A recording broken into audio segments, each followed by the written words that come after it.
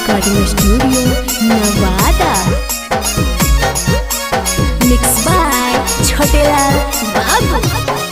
आगे लागो हरा दिया बढ़ल मोर दारा दिया कुछ कर ले बउगे काहे छोड़नी हमर साथ।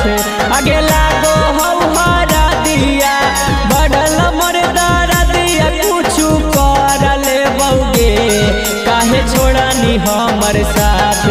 आगे छीटा के पेट्रोला में जरा जइबोगे जही मलावे के रात में। आगे छीटा के पेट्रोला में जरा जइबोगे जही मलावे के रात में।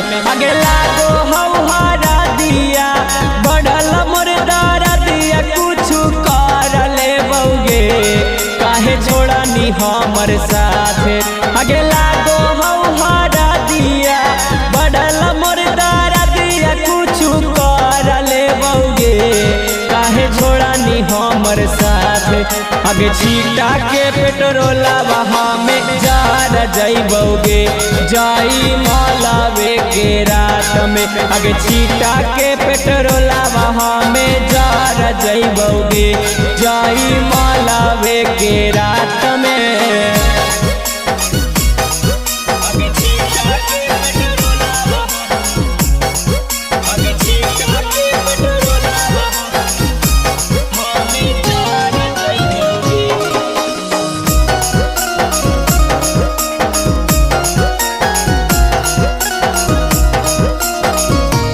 हमर भूल गेनी बचपन के प्यार गे छौड़ी जीते जी दिलवा देनी हमर जार गे छौड़ी। हमर भूल गेनी बचपन के प्यार गे छौड़ी जीते जी दिलवा देनी हमर जार गे छौड़ी। आगे के मरल कौमतिया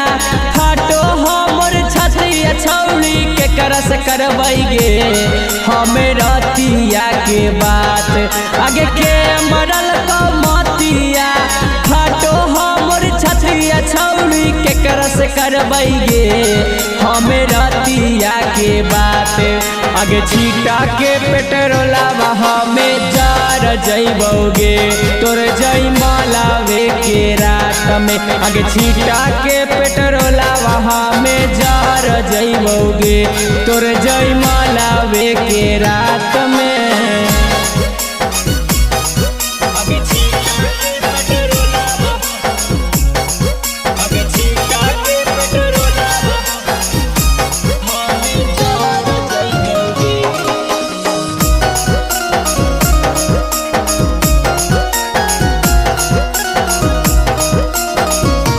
दिलवा तोड़ देनी मुहावा लेनी मोड़ गे छौड़ी अब नहीं सहब दर्द देनी बड़ी जोड़ गे छौड़ी।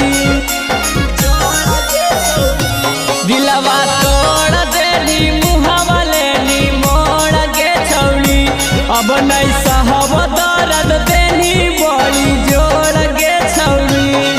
आगे राइटर सुचितावा सोनू राही के जिंदगी में जहर घोर देनी गे कई छुटत मुलाकात।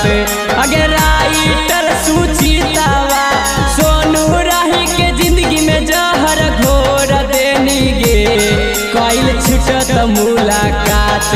आगे छीटा के पेट्रोला में जरा जइबोगे तोर जई मलावे के रात में। आगे छीटा के पेट्रोला में जरा जइबोगे तोर जई मलावे के रात में।